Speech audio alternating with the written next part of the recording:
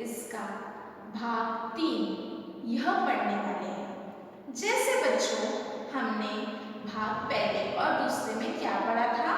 हमने ऊर्जा के स्रोत और अलग अलग प्रकार की ऊर्जाएं और उनके स्रोत इनके बारे में पढ़ा था।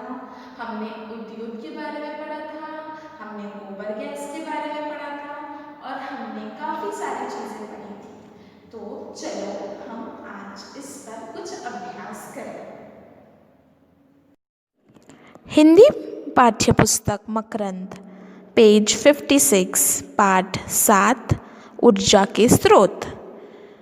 प्रश्न 1, उचित विकल्प के सामने सही का निशान लगाइए। क, हमारा शरीर कब पसीना पसीना हो जाता है? मेहनत करने से, सोने से या खाना खाने से? किस विकल्प के सामने सही का निशान आएगा बच्चों? मेहनत करने से हमारा शरीर पसीना पसीना हो जाता है, तो हमें मेहनत करने से इस विकल्प के सामने सही का चिन्ह लगाना है। अब ख, खेल कूद और कार्य करने के लिए किसकी आवश्यकता पड़ती है? आराम की, ऊर्जा की, विद्युत की? खेल कूद और कार्य करने से किस चीज़ की ज़रूरत पड़ती है बच्चों? किस चीज़ की आवश्यकता होती है? ऊर्जा की। तो हम ऊर्जा के विकल्प के सामने सही का निशान लगाएंगे। अब ग, ऊर्जा का पुराना स्रोत कौन सा है? पवन, भाप, जल? कौन सा है बच्चों? पवन। पवन विकल्प के सामने हम सही का निशान लगाएंगे। अब आएंगे हम पेज नंबर 57 पर। ख, बॉक्स में से सही शब्द छांटकर वाक्य पूरे कीजिए। यहाँ पे कुछ विकल्प दिए हुए हैं, कुछ ऑप्शंस दिए हुए हैं।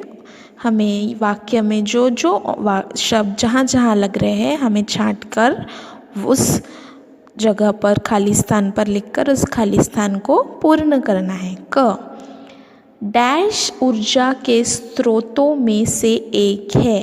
भाप, भोजन, अपार, पेट्रोलियम? क्या आएगा बच्चों यहाँ? भाप।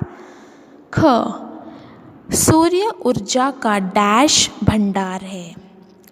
भाप, भोजन, अपार, पेट्रोलियम? अपार। अपार भंडार है, तो हम यहाँ पर अपार लिखेंगे। अब ग, हमें ऊर्जा डैश से प्राप्त होती है। हमें ऊर्जा कैसे प्राप्त होती है बच्चों? भाप, भोजन, अपार या पेट्रोलियम? ऊर्जा भोजन खाने से प्राप्त होती है, तो वहाँ भोजन आएगा। अब ख, वर्तमान समय में पेट्रोलियम ऊर्जा का प्रमुख स्रोत है। कौन सा स्रोत है? पेट्रोलियम।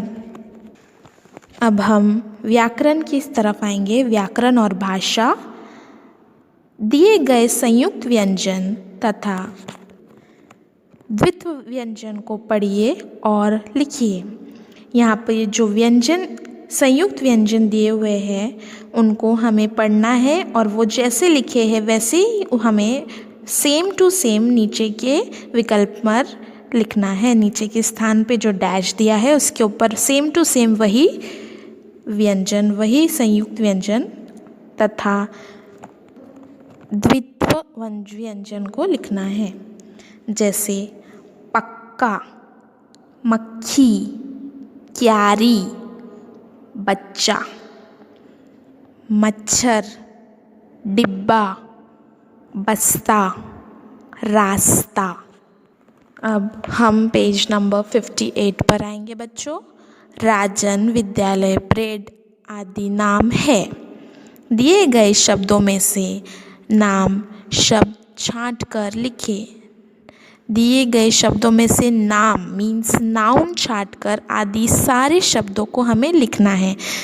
ठीक है? राजन, विद्यालय, ब्रेड आदि नाम है। राजन, विद्यालय, ब्रेड ये सब क्या है? नाम है। नाम मतलब नाउन है। दिए गए शब्दों में से नाम छांट कर लिखिए। दिए गए जो शब्द है बच्चों उसमें से हमें नाम मतलब नाउन छांट कर लिखना है। तो नाउन क्या क्या है आओ देखेंगे। मक्खन, मक्खन नाउन है, यस मक्खन। फिर गिरा नाउन है क्या बच्चों? नहीं। दूध, दूध नाम है। आना, आना नाम है क्या? नहीं। माँ, माँ नाम है। फिर छीलकर, नहीं छीलकर नाम नहीं है। फिर गोपाल, गोपाल नाम है ना, यस। फिर नाव, बोट, ये नाउन है, नाम है, यस। रेलगाड़ी, यस ये भी नाम है। खाकर, ये नाम है, नहीं। मिलजुल कर, ये नाम है, नहीं। सो जाना, ये नाम है, नहीं। कार, ये नाम है, नहीं। संतरा, कार ये नाम है कि नहीं? कार ये नाम है, ये थिंग है, नाउन है ना, इट इज़ अ नाउन, नाम है ये। संतरा, संतरा ये नाम है, यस। अब हम आते हैं प्रश्न 3 पर। रंगीन शब्दों को पढ़कर समझिए कौन कैसा है। ठीक है, हमें रंगीन शब्द जो ब्लू में कलर हुए शब्द है, सुंदर शरीर, कैसा शरीर? सुंदर।